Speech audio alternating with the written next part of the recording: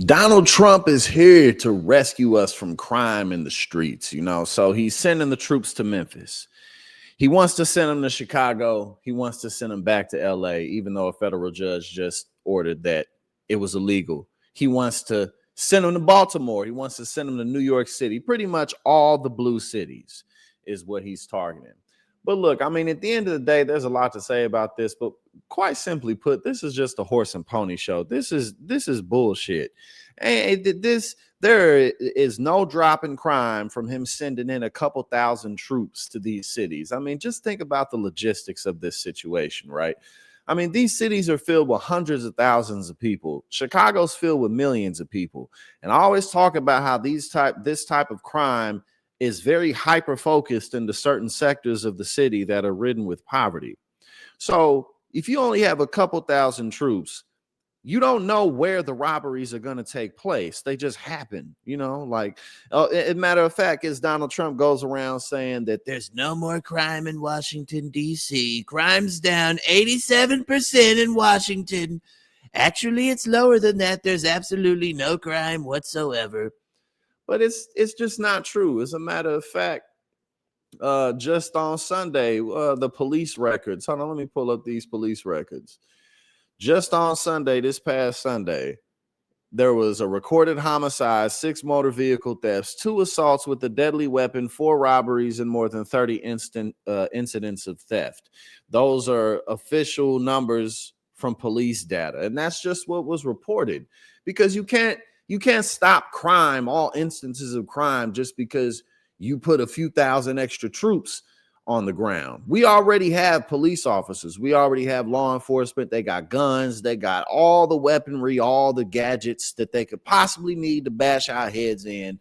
We already have the most populated prison system in the world.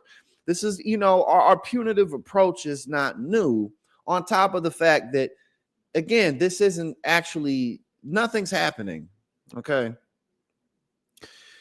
There's no real attempt to address the circumstances that cause crime, that lead to theft, that lead to people growing up in certain types of household that could jack them up in whatever way.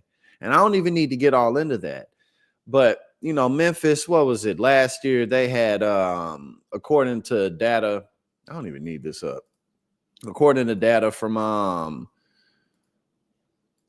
hold on, did I pull it? Yeah, according from data from, the FBI, shit, it was 40.6 homicides per 100,000. So last year, that's the highest murder rate. But murder rates are, the numbers are crunched based on what municipality is being surveyed.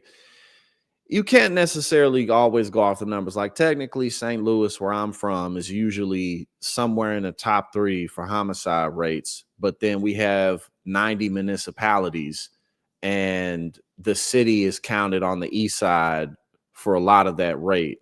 So, I mean, I'm fucking bored with this shit, man. Like, I mean, y'all see me right here struggling to even continue to talk about this, because all that's going to happen when he sends in troops into these cities is they're going to take pictures of it. They're going to get video. It's going to go out on Fox News.